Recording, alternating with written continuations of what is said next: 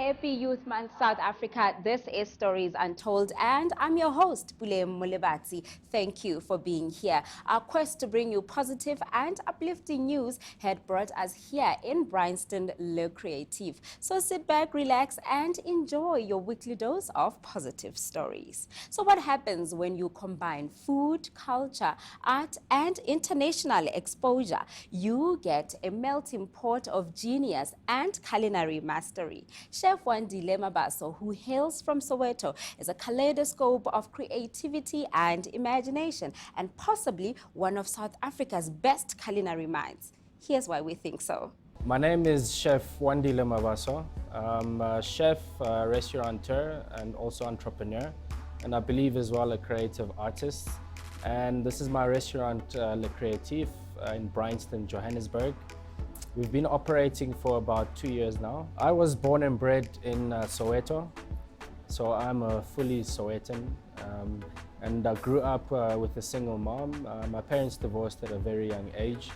And as a youngster, I really moved around a lot as my mother was trying to settle down after a divorce. Between myself and my brother, it was very difficult, moving from one place to another, to a point where we were hiring a garage from somewhere else and we were staying there, and 6 months later we had to move to a different place. The cooking actually started at that period where my mother happened to be working long hours and myself and my brother had to find a way to survive. And we started cooking for ourselves, and for me, I discovered, the art of cooking. And I was drawn to it from an early age and started doing it as a hobby, and that's how the career started, I believe. The first thing I cooked when probably was 10 years old was rice. So I started off practicing with rice, and as I progressed, then I started going into eggs. I started boiling eggs, I started frying eggs, finding different ways, and then I moved to salads, and then eventually I started playing with meat, and eventually I think I got every part of cooking right at that time by the age of 15. And by 15 I was actually cooking for family, for like Sunday meals, serious cooking for like 15 people that came to visit, so it progressed from there. Growing up in Soweto, you obviously don't know any black chefs, especially at that time. There's no food channels. Chefs are not really considered as celebrities or gods in how they looked at now all over the globe. So it was a bit difficult trying to convince family and parents that this is the route that you want to take. And I didn't get any inspiration from anybody, because even on TV we never really saw chefs. So I really had to find my own inspiration, and I really had to teach myself and really research harder and try to figure out what this industry is all about. I believe that the moment I realized that this is a calling for me, or this is something that I could be talented in, I believe was when I started cooking for family lunches. And for me, seeing the plates come back empty meant that, okay, the food might not be great, at the age of 15, but at least it's palatable, and it's something that people can enjoy. And that for me gave me a sense of happiness and gratitude, saying maybe this is something that I can do, for a living. Even though Wandile recognized that he had talent and potential, it proved to be a little bit more difficult to convince his family members that a man could make a living from being a chef. Having to tell my parents that I want to cook for a living, it was a challenge, because my mother always supported me in whatever I wanted to do, but my dad and other family members were always like, what is that? Is that even for black people? Black people can't survive in this. And that stigma that this is a woman's job, and think about it, this is back in the days when we didn't have Food Network, we didn't have celebrity chefs, especially black ones for that matter. So it was quite a challenge, and they didn't take it well, and that's how I actually ended up studying hotel management, to study my hotel degree. because they thought, okay, if this cooking thing doesn't work, which we think it won't work, you can at least become a manager in a hotel. And you know, in black families that time, you're a manager, you've made it. And that's what I did.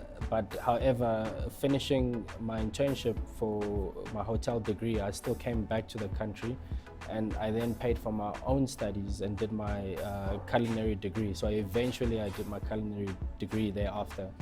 And today they're all surprised, but they all support me, and you know, they're very proud.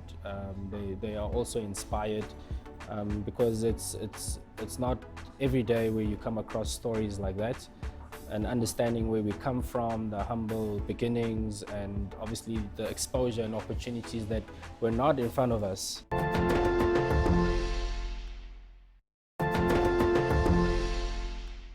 Welcome back. You are still watching Stories Untold. Thank you for being here. They say that when you leave your country of birth and return to it, you see it with a new set of eyes. And that's what happened to Chef Wandile Mabaso, who followed his dreams and left South Africa. But when he returned, he turned it into this beautiful space. Let's continue with his story. I left South Africa in 2007. And this is when I was doing my internship in Italy. So we're based in Venice, and I spent about 8 months over there. I was doing my internship, and when I came back, I then went to culinary school. And literally about 3 months before finishing culinary school, there were some scouts from the US that were looking for what they call talent back then, to give opportunities for jobs in the US. And they interviewed us, and I was the only one at school that got chosen. And 3 months later, I found myself in Miami. And funny enough, I didn't even finish school, but the school agreed, because obviously it's an opportunity. But I graduated while I was abroad. And in Miami, I worked at a golf resort. I was still maybe a training chef de partie.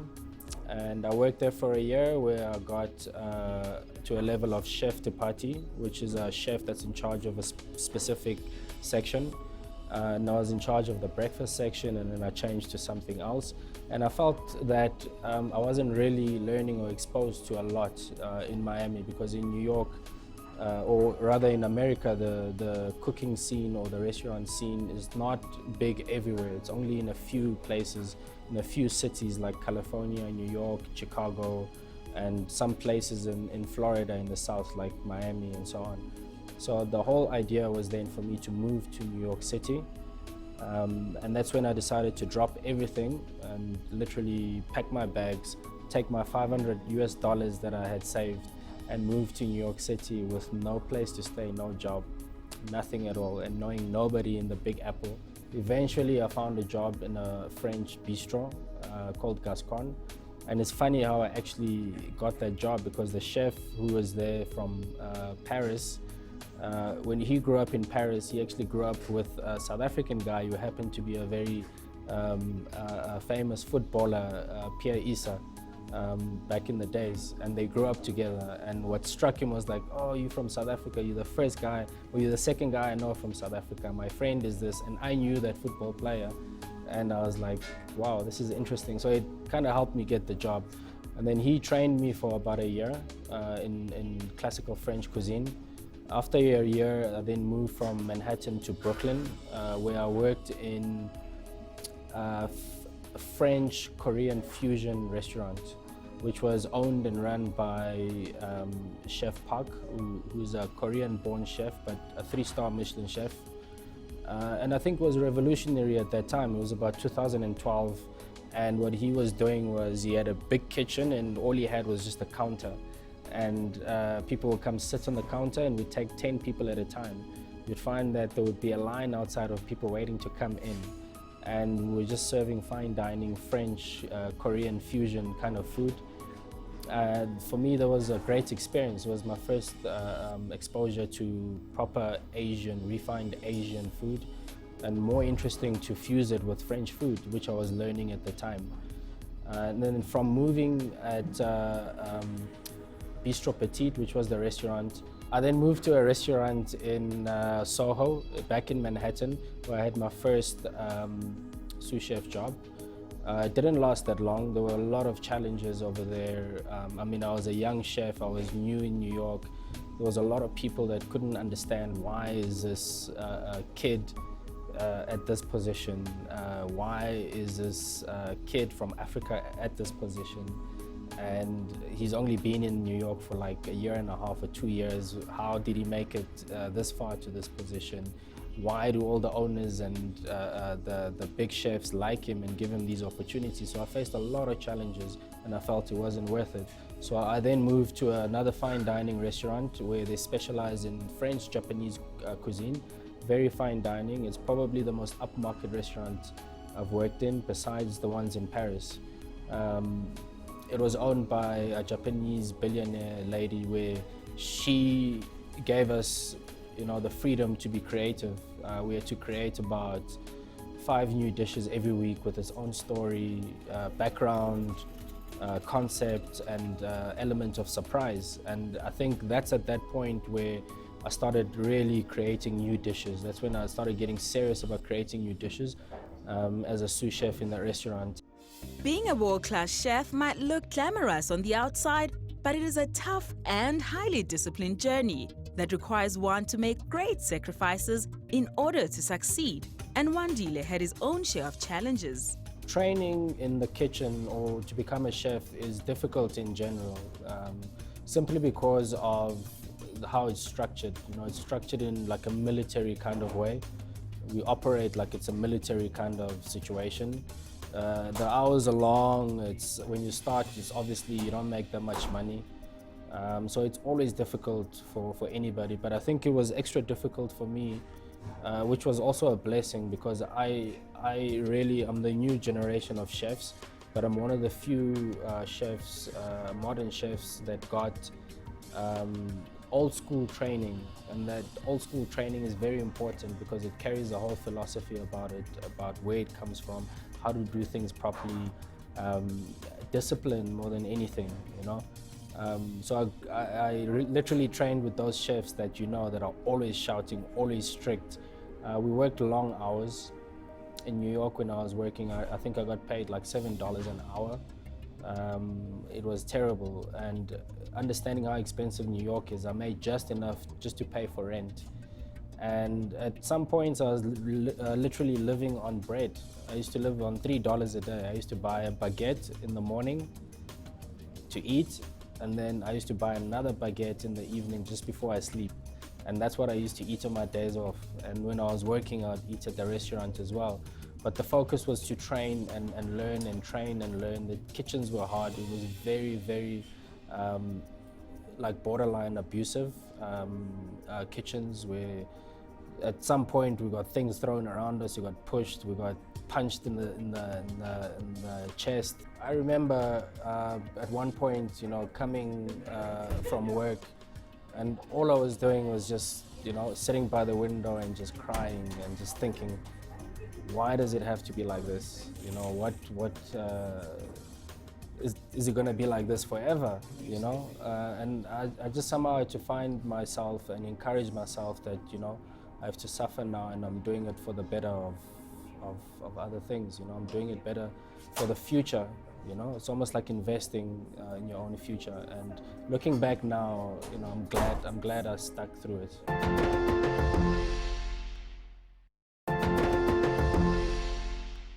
Welcome back to the show. We are almost at the end of our program for today, but don't you worry, we still got you for the next few minutes. Chef Wandile Mabaso says that cooking should be like performing on stage. Now, when you are at this establishment, you look at the artworks on the wall and his creations in the kitchen, then you have yourself a theater of the mind. Wandile's travels abroad inspired him greatly, and when he returned back to South Africa, he noticed a gap in the market and the dream that he once had as a child now within his grasp. When I got back to South Africa late 2017, I first had to create a name for myself.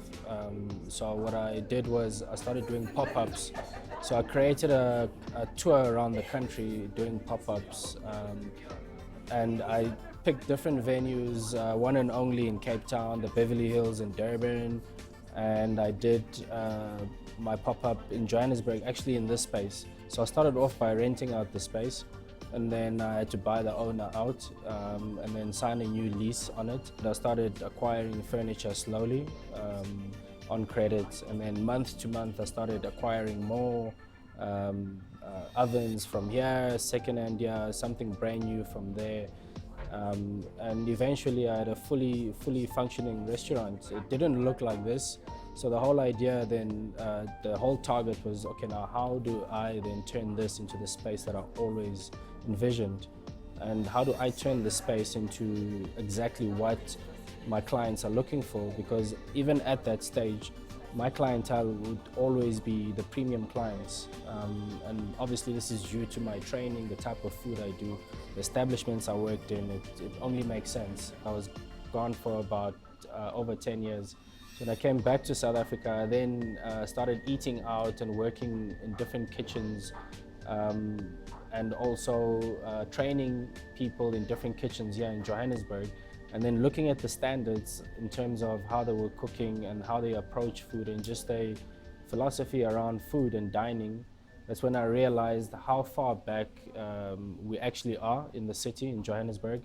And it also made me realize how advanced I've become purely with my experiences and where I've been. We started something called the SA Culinary Club, where we had what we call cook and dine. Once again, it was something completely new, experiential, where I would show the guests how to cook the first course and they would cook it with me.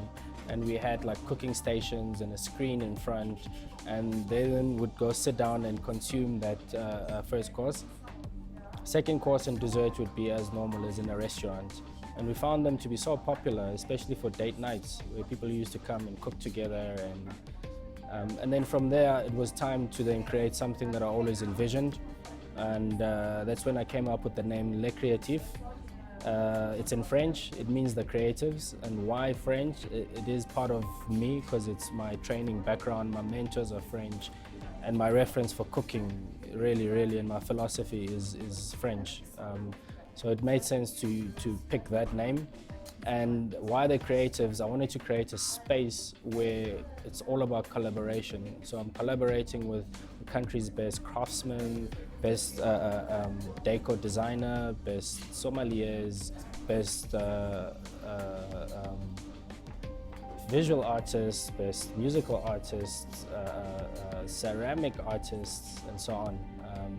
So it's really something that's an input from a lot of other creatives as well, just to create the space that we have here. And we opened up August 2019 after the renovations, rebranding, and so far we've done very well. And I think we are now sitting in one of the best restaurants, I think, in the country.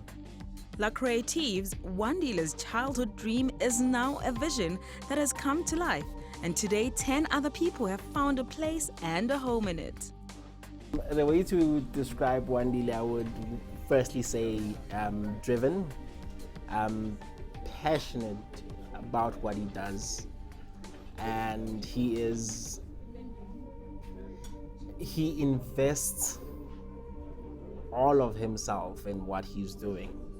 How I would describe Chef Wandile is he's very humble, he is willing to share his knowledge, and he, amongst everything else, he has humanity. So I think those are the three that really best explain him as a person, not as a chef. La Créatif is an artistic culinary marvel that is both pleasing to the eye and mouth. It's an unforgettable magical experience that forever is etched in your memory, and Wandile explains why. Le Créatif, the way I built it here, it's an open kitchen and it's made to look like a theatre, almost like you're sitting down here watching us perform over there, which is still not finished. We're working on it, but it should be done by August this year. My whole vision of what the kitchen should look like. But we change the menu every week. This is to obviously allow creativity. I think in 3 years we've created over 500 dishes. We try not to repeat dishes. It's always easier to grab a menu. I can grab a menu that came from France in a 3-star Michelin restaurant and plug it in here. Of course it's gonna work, but the idea was not to do that. The idea was not to play it safe, you know, and that's obviously going back to my character as well. Try and break the boundaries, try and do something different. And that's where I decided that, you know what, I'm gonna create a new style of cooking, which is it's French inspired. The techniques are in French, but it's also motivated by where I'm from and who I am, which is obviously a boy from Soweto. You know, I'm a South African, I'm black. What did I grow up eating? What is my childhood? What stories am I telling? So I'm incorporating that into my fine dining offering. His journey to the top was not easy. Today, he's committed to supporting and making a way for the upcoming generation. As a chef, him already being so well known, I think is extremely inspiring because of, I also want to be well known one day, you know. Just the way he is reaching out to me as well, like helping me out with my studies. I think he's very inspiring because of he is like taking me to school now, and one day I would love to do that for somebody else, you know. La Créatif is a culinary theatre of the mind as well as a gallery that showcases the best of South African craftsmanship and talent. We make our own ceramic plates in collaboration with one of the country's best ceramic artists, Zizi Poposwa and Andile Mabaso from Imiso Ceramics, hand painted, handcrafted in Cape Town. We are now working on our own teapots, our tea set. We're also looking into making our own glasses from a recycled glass company that we found in Swaziland. So it's all about creativity. Even our menus, the cover is actually done by a visual artist instead of really using print or doing anything like that. So we're really trying to showcase the craftsmanship that we have in this country, because I believe the country is rich in art. We've got very talented artists, from street artists, graffiti, to proper classical painters, you know, and when it comes to craft itself, just building things, carpentry, beadwork, whatever it is, textile, we have so much to offer, and I feel like a lot of it has not been shown. And I'm just using food as a medium to showcase all of this. Essentially what we are doing here is really giving people an experience. We are really selling emotions here. And food is really just the medium. The future for me, I believe it looks very bright. And obviously this is planning. These are things that I've been planning for the last 2 years or year. We are opening up 2 restaurants within the next 12 months. One is in Umhlanga in Durban, where it's very special for me because the restaurant is actually my name, and we are going more indigenous there. So we're doing like a fusion of Zulu and Indian cuisine. So it's all about telling the story of that particular area, showcasing what that area has to offer and the rich culture that we actually have within that side of the Indian Ocean in our country. And we're also opening up as well in Joburg, a venue to be determined. They say those who tell their stories rule the world. They change it and make reality what it is. Wandile has indeed achieved that in his own right, and he's telling his story. It would be a story where somebody would think that I'm 60 years old already, because I believe that, you know, I've gone through so much and I've done so much at a stage where I'm in my mid-30s now, and you know, I still have another 20 to 30 years to go, really, in this industry. So it depends when this book is written. If it's written anytime soon, then it's gonna paint a picture of my training, my past, my experiences, what got me to this stage.